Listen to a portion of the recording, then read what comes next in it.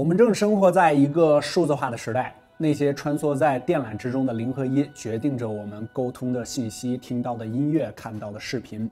我们的手机、电脑成为了这些信息的重要传递者，成为了我们连接这个世界的重要工具。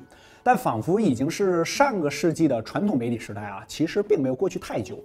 我们现在常用的各种阅读视频的软件，流行的时间其实不过5年，你仔细回想一下。而早在20年前，乔布斯就意识到了全面数字化时代即将来临。30岁的时候啊，乔布斯说过一个比喻。为什么30岁以后的人很难创新呢？因为这些人被卡在了这些固有的形式之中，就像唱片中某一段固定的凹槽，他们永远无法摆脱出来。乔布斯准备从他的凹槽中跳出来的时候，也正是他预见数字化时代来临的时候。这一年便是千禧2000年，乔布斯45岁。Hello， 大家好，我是王炯，欢迎收看本期手机监视苹果的第3期，乔布斯最后的疯狂。买2手机上小白优品 APP，3天无理由退货，180天保修，原装正品，国行带票，新人专属无门槛优惠券，有手机有电脑，还有各类3C 数码尖货，赶紧搜索上车，各大应用商店均有下载。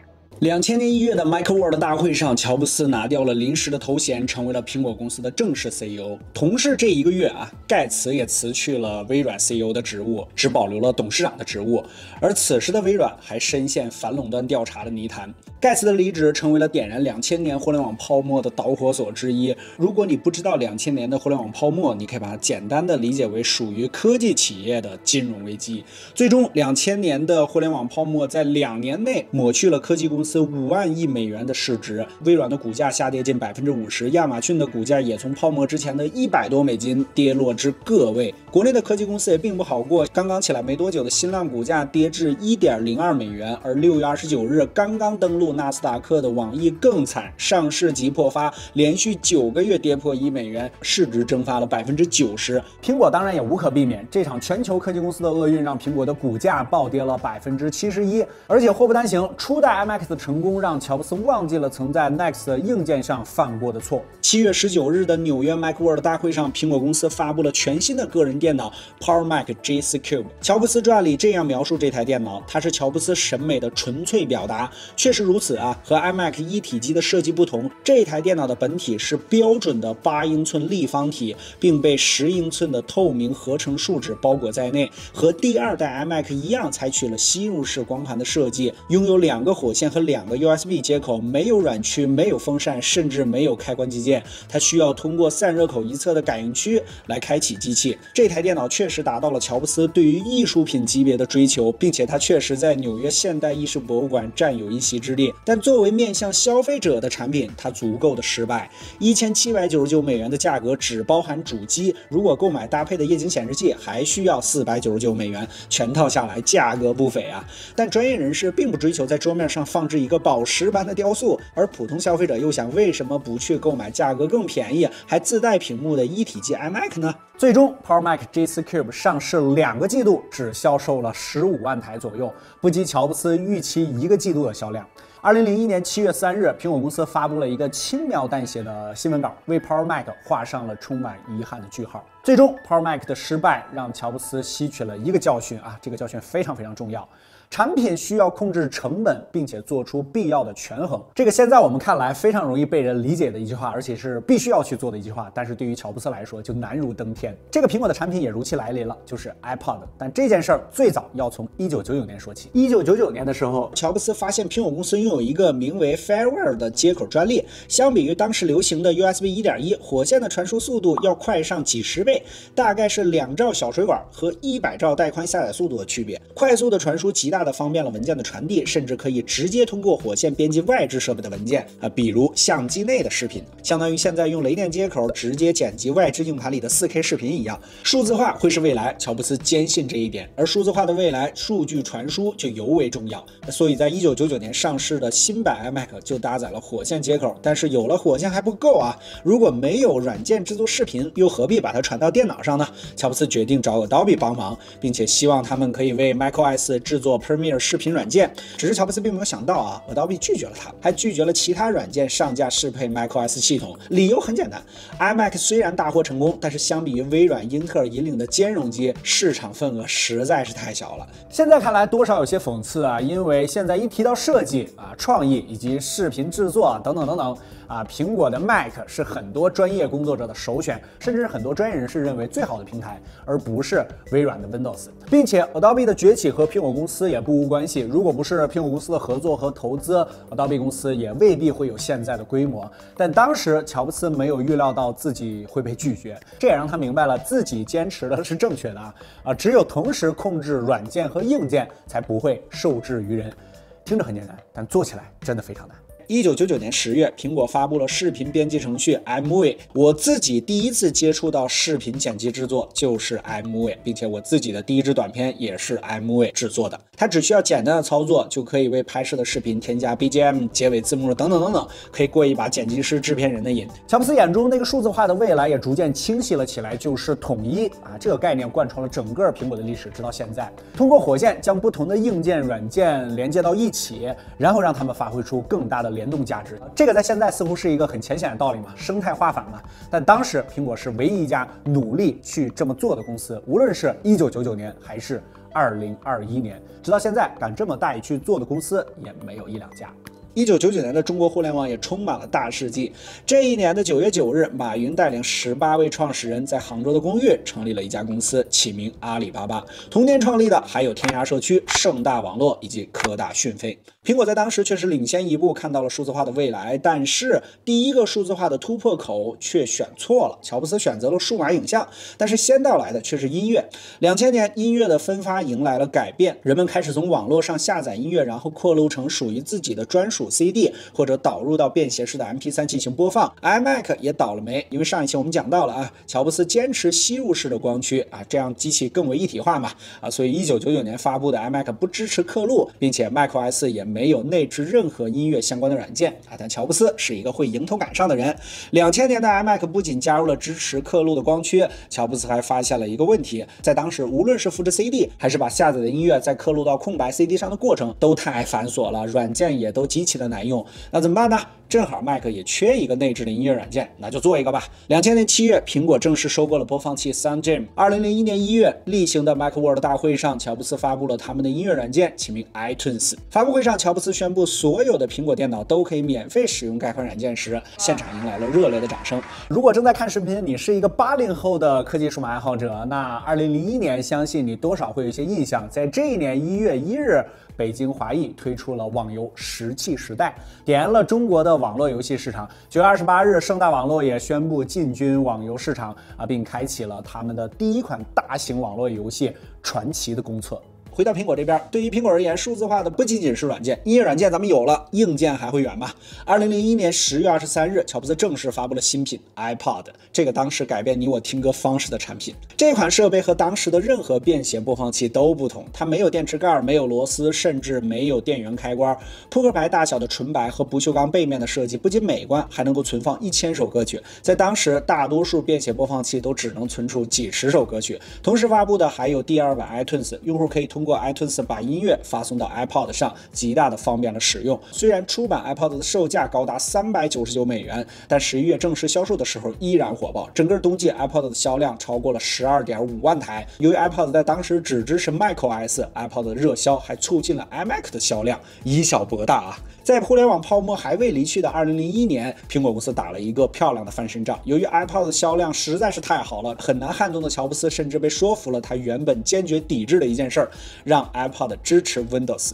这可以让没有 iMac 的用户也可以使上 iPod， 毕竟不是每个人都会为了一个播放器去买一台新的电脑。2002年7月发布的第二代 iPod 兼容了 Windows 并将初代的机械滚轮改为了触摸滚轮。2003年10月，乔布斯在旧金山发布了 Windows 版的 iTunes。随后 iPod 再次出现了热销。2004年1月 iPod 的销量达到了200万，占领了全美50%的市场份额，潮流青年几乎人手一个。而此时国内的 MP3 市场也迎来来了改变。2003年3月，珠海市魅族科技有限公司正式成立同时发布了开山之作魅族的 MX。作为首款作品 ，MX 虽然没有什么特色，但是35个小时的超长续航在当时是一个非常不错的数据，依然为魅族打开了市场。而03年的10月，淘宝首次推出了支付宝服务这么早，你没有想到吧？也从此开始了改变国人消费生活的时代。但是对于乔布斯而言，2003年是非常非常煎熬的一年，因为在这一年他被确诊出胰腺癌。但你不该想的是，这么一个科技巨匠却拒绝手术，而是在初期反复尝试了各种歪门偏方比如什么多核蔬菜汁各种不知名的野草药剂，产品可以依靠自己的意愿修改。病魔可是不会的。乔布斯的身体并没有按照他预想那样发生改变。2004年7月，肿瘤变大并开始扩散了，乔布斯不得不面对事实。随后，他在斯坦福大学的医学中心接受了手术，并且开始化疗。此时，咱们上帝视角一下距离乔布斯的逝世还有7年的时间。而在乔布斯进行治疗的时候，苹果公司的实际管理者就是乔布斯未来的接班人库克。乔布斯从未与人分享过自己的舞台，但是库克却成功了。在代理帅印的2个月里，库克的表现并没有让乔布斯有所不满。2005年，乔布斯50岁了。在之前，他一直对自己的病症缄口不言，但是在斯坦福大学毕业典礼的演讲上，他坦诚地公开了病情。这也是他第一次在大众面前展露出温柔的一面。在演讲里，乔布斯说道 ：“If today were the last day of my life, would I want to do what I am about to do today?”And whenever the answer has been no for too many days in a row, I know I need to change something. 乔布斯这段时间确实改变了许多，在之后的工作里，乔布斯开始为自己的辱骂进行道歉，即便道歉之后他还是那样但他确实改变了很多很多。2005年也是 iPod 爆发的一年，在这一年，苹果推出了 iPod Shuffle、iPod Nano 以及 iPod 视频版。整整一年 ，iPod 全系销售出了2000万台，是2004年整年销量的4倍，占到了苹果公司收入的45%。但是乔布斯开始担心了，因为 iPod 的功能实在是太过单一了。在拍照手机全球销量达到3亿的05年，单一功能的设备很容易被淘汰。比如数码相机的市场在当时已经显露疲态，同样的事情也可能发生在 iPod 上。如果手机支持播放音乐，那为什么还要再买一个 iPod 呢？手机会是未来，乔布斯非常相信但是和他数字化时的第一步迈错。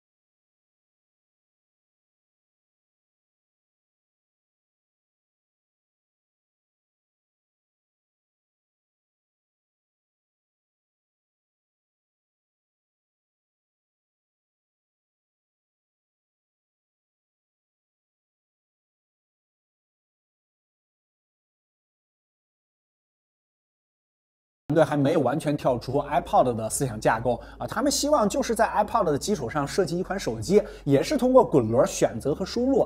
但是你想想就知道用滚轮拨打一个电话是多么困难的一件事儿。而苹果内部的一个项目改变了他们设计手机的思路，这个项目就是 iPad。是的，iPad 的立项其实要早于 iPhone 手机，这个很多人应该不知道是你们3连点赞的时候了。更让你想不到的是 ，iPad 这个构想呢，还是乔布斯从比尔盖茨那边听来的这个事儿还挺复杂。就是乔布斯认识的一个朋友在微软那边做工程师，然后这位朋友在2002年生日的时候喊了盖茨和乔布斯一起来吃饭吃饭的时候，这位工程师就透露了微软正在研发平板电脑这件事儿。这事儿最终弄得乔布斯和盖茨都很恼火。乔布斯觉得这工程师朋友太傻屌了，水平不行，怎么能够做好一个那么超前的平板电脑呢？决定自己做一个平板电脑，直接告诉大家好的平板是什么样的。iPad 的项目就这么开启了。而盖茨恼火的原因很简单啊，就是乔布斯知道了这个创意啊，乔布斯也确实拿走了这个创意啊，只是最终产品和盖茨想的是不一样的。立项 iPad 的时候，乔布斯就要求不使用键盘和手写笔，所以 iPad 的团队在当时正在尝试把触控板的多点触控技术移植到屏幕上。而到了做手机的时候，乔布斯就决定用这个多点触控来解决手机的操控问题。多点触控是一个充满挑战的设计，不光是研发的难度啊，何况当时主流的手机，无论是诺基亚还是黑莓，它都配备了一块键盘，人们是否能够接受触控屏，首先不得而知。结果你已经知道了，乔布斯成功了啊，但是只解决了触控还是不行的。屏幕的材料还是一个重大问题，因为在当时主流的手机呢，大多数都是塑料的电阻屏嘛，需要用指甲盖啊去划啊，很多人应该用过啊。翻盖其实还好啊，如果是直板造型的，用久了就会非常容易充满划痕，这个非常难看啊。乔布斯坚决不会同意这种方案。玻璃就成了当时最好的选择，当然玻璃也是有缺点的，当时的玻璃非常的易碎，完全没有现在这样坚韧。最终乔布斯找到了威克斯，康宁公司当时的 CEO， 并且描述了自己所希望的玻璃。其实康宁早在1962年就研发了一种名为 Camper 的玻璃，意在提供更加坚实的挡风玻璃。或许是价格太高，或者是技术太过超前，这种玻璃的销量一直不怎么好。1971年的时候，康宁关闭了这种玻璃的产线，而且一关就是34年，直到2006年的时候，康宁才决定重启这种玻璃，探索在其他方面的应用，就比如手机。然后乔布斯就来了啊！威克斯原本是拒绝的，因为当时啊他们只是研发试产，并没有大规模的产线进行量产，但乔布斯却说服了他。乔布斯告诉他要在6个月的时间内研发出来，并且大规模量产。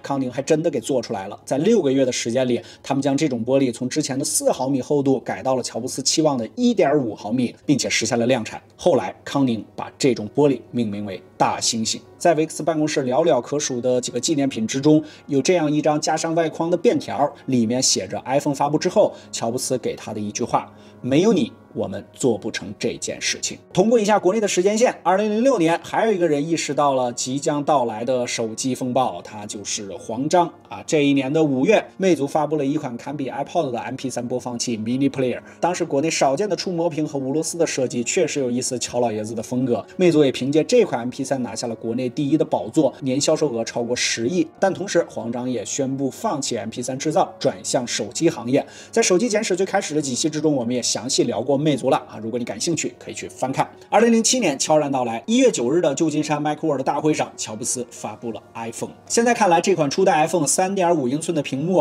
，320×480的分辨率 ，PPI 只有160，200万像素的摄像头和4G 的存储空间，还不及现在的凑数镜头和内存大小。在当时，不可拆卸电池、不支持复制粘贴以及高昂的售价，还引发了不小的争议。但是我们现在都知道，这就是未来。乔布斯把未来装到了这台手机里，卖给了用户。5个月后正式销售的时候，苹果的专卖店排起了长队，许多人甚至提早1天来专卖店门口排队。最终，初代的 iPhone 首年销量超过了700万部，在停产之前，总共销售了3000万台，是历代 iPhone 之中销量最少的。是的，至此之后的 iPhone 销量从未低于过3000万台，起码在公开了销量的这几年里。出战告捷，要做的就是再接再厉。但是乔布斯的旧疾复发了，由于长期坚持工作，他的胰腺癌又扩散了，病痛和药物还导致了乔布斯食欲衰退，以至于不得不住院治疗。2008年6月发布 iPhone 3G 的时候，他销售的面容甚至抢过了产品发布的风头。虽然第2代 iPhone 3G 是一个出色的产品，不仅弥补了初代不支持 3G 的遗憾，还内置了 GPS， 推出了 iPhone OS 2.0， 以及改变手机软件行业的 App Store， 但乔布斯的名气还是盖过了 iPhone 本身，以至于影响到了苹果公司的股价。6月 iPhone 3G 发布的时候是199美元，到了10月初就跌到了97美元。彭博社甚至还误发了乔布斯的布告，迎来了乔布斯的吐槽。当然，竞争对手也来了。9月份，初代安卓手机 HTC G1 正式发布。虽然 iPhone 的光环过于耀眼，让这台手机的外观看起来多少显得平淡，但它依然有很多影响深远的设计，比如轨迹球、3大金刚键以及侧滑的全键盘。这些设计短时间内都引领了安卓阵营的潮流 ，HTC 的辉煌也就此展开。火腿肠的手机简史我们也已经讲过了啊，你可以去频道里边翻看。2009年6月25日，新款 iPhone 如期而至，命名为 iPhone 3GS。S 代表 Speed， 意味着比上代更快的运行速度。上市首个周末即售出100万台，同时它还是首款进入中国市场的 iPhone 手机。09年的10月30日晚上6点，中国联通与苹果公司联合在北京世贸天阶举行了 iPhone 手机进入中国大陆市场的上市首销仪式。自此 ，iPhone 正式官方渠道登陆中国市场。当然，这一一年值得纪念的还有一个大事儿，就是2月18日发布的国产首部智能手机魅族 M8。作为国内第一款电容式触控屏智能手机 ，M8 的销售额5个月突破了5亿，是中国智能手机历史的里程碑之作。而此时距离小米公司的成立还有1年零2个月。2009年9月9日，乔布斯宣布回归，而随后的2010年就成为了苹果最高产的一年，因为在这一年，苹果公司要告诉别人什么是平板电脑。对的，就是那个为了让微软工程师明白什么才是平板电脑的项目完成了。2010年1月27日的发布会上，最后一张幻灯片中显示了一个路牌，上面标识着科技与人文2条街的交汇口。这就是乔布斯的理念，让科技与人文融合，成为一个产品。但 iPad 的出现太过突然，没人明白 iPad 到底干什么用的。更大屏幕的 iPhone 吗？我要它来做什么呢？但4月开始销售的时候，还是真香定律。体验过的用户都说好，因为许多用户感受到了乔布斯所说的科技和人文的交汇口。这是一台极好的内容消费工具。人们在 Mac 上制作了音乐、视频、图片以及各种各样的网站，它需要被查看，需要被良好的观看，而 iPad 就是这个最新的内容展示窗口。最终1个月内 iPad 就销售了100万台，比 iPhone 快了1倍。对了，乔布斯还在 iPad 上下了点私心，就是 iPad 坚决不支持 Flash。但是彻底改变世界的大头还在后面，是的，它就是 iPhone 4。大家把全体起立，打在屏幕上。2010年6月8日的发布会上，乔布斯公布 iPhone 4的时候，掌声持续了近1分钟。这台机器就无需我再过多介绍了，影响后面数年的世界手机行业，直到现在。如果说 iPhone 重新定义了手机 ，iPhone 4则是重新定义了 iPhone。 This is going to change everything, all over again. 在首批上市的88个国家和地区，前3天就销售出了170万部 iPhone 4，而且持续供不应求。很多人在专卖店门口搭帐篷睡大街，为了尽早能拿到这部手机而通宵排队，黄牛更是满天飞。在国内，甚至有些疯狂的人为了购买这台手机，选择了卖肾。当年我第一次见到这个手机的时候，是我哥哥的一个同学啊，他是一个超级富二代啊，花了1万块钱在黄牛手中买的。我当时第一次拿到这个手机的时候，深深的被它的精致感给折服了。哇靠，原来手机也可以被做成这样。在软件层面，当时就觉得这个照片跟随手机屏幕转动方向真的太神奇了，动画怎么能够就这么好看呢？这么流畅呢？那个感觉现在回想起来也历历在目啊。人们对于 iPhone 4表现出来了近乎疯狂的热爱，以至于无法接受它的任何缺点。是的，天线门事件爆发了。有用户发现，当触摸手机左下边缘的时候，手机的信号强度会降低。其实这个问题在苹果自己的内部测试里边就被发现了啊。当时工程师建议通过喷漆来解决问题啊，但被影响金属拉丝质感这个理由给驳回了。虽然乔布斯极力否认，并且甩锅给了大多数智能手机都有这个问题，以及你们的握持方式不对啊。是的，乔大爷在线教你怎么握持手机，但最终还是败给了事实啊。苹果公司承认问题，并且决定提供解决方案。但回头来看 ，iPhone 4的退货率只有1.7%啊，不及3GS 和其他手机的1/3，这也侧面证明了 iPhone 4的成功。人们喜欢完美的产品，这是没错的。人们喜欢你直接提供完美的产品，而不是问他们什么才是完美的。2010年对于中国市场也是极为重要的一年。4月6日，小米公司在北京成立，随后的8月，小米发布了他们的首款定制固件米 UI， 而9月的事件闹得更大啊，那就是360公司推出了隐私保护器，直指 QQ 盗窃隐私，3Q 大战开始了。最终政府不得不介入了这场互联网纷争，随后腾讯停止不兼容行为，360撤回了 QQ 保镖。11月21日，两家公司都在网站上发表了致歉信，为 3Q 大战画上了句号。经历过那次的小伙伴可以在公屏上扣个1啊，暴露一下自己的年龄。这个句号画上了，另外一个句号也即将来临。乔布斯2009年的时候虽然接受了肝脏移植手术，但是在这之前，癌细胞已经扩散到了他的全身。2011年1月，乔布斯决定休假，或者说不得不休假，把公司交给了库克。8月，库克正式继任苹果公司的 CEO。10月4日，库克第一次登台发布了 iPhone 4S， 而第二天，也就是10月5日的下午3点。乔布斯结束了他疯狂的一生，为整个世界留下了遗憾。而这一年，乔布斯仅仅56岁。我们不知道该如何评价乔布斯，虽然是苹果简史啊，但是整个系列走到了高潮的第3期，更像是乔布斯的简史，因为正是他造就了苹果最初的传奇。如果没有他这位个性鲜明的科技狂人，即便 iPhone 也被生产出来了，恐怕也没有现在这样的顶级厂商苹果。这正是乔布斯伟大之处。而苹果公司只是他改变世界的工具，他用来实现梦想的阶梯作为一个普通人啊，乔布斯并不像他的产品那样完美，他自傲、脾气差、不尊重他人，甚至抛弃了他的女儿。也或许正是因为对于产品的偏执和对于完美的追求，个人仿佛就显得不那么重要了。这就像是乔布斯自己说的一样，他把每天都当成最后一天来过。这句话大家可能觉得很俗套啊，但是他真的做到了，这就是一件非常恐怖、非常疯狂的事儿了。所以他改变了你我的生活，重新定义了整个手机行业，甚至改变了我们每个人看待这个世界的方式。乔布斯去世时，时任美国总统奥巴马的悼文有这样一段话：世界失去了一位有远见的人。而对于乔布斯的成功，最高的致敬莫过于世界上很多人是通过他发明的一个产品得知他辞世的消息的。而在这个到处都是乔布斯影子的时代，却没有产品能够真正的超过他的成就。乔布斯是一个伟大的普通人，一个值得被世界所铭记的普通人。系列到了第3期，应该算是我们的高潮了，但是后面依然非常非常精彩，因为第4期将会共情非常多，终于聊到大家都非常熟悉的苹果产品了。对于苹果市值能达到这么高应该说市值第1的世界科技公司来说，最重要的一个人物就要登场了，他就是库克。OK 本期手机件事我们就先跟大家聊到这儿更多内容精彩，大家可以关注我们的小白测评微信公众号，我们的数据库商城都在里边。博客的你，小白测评，我们下期视频再见。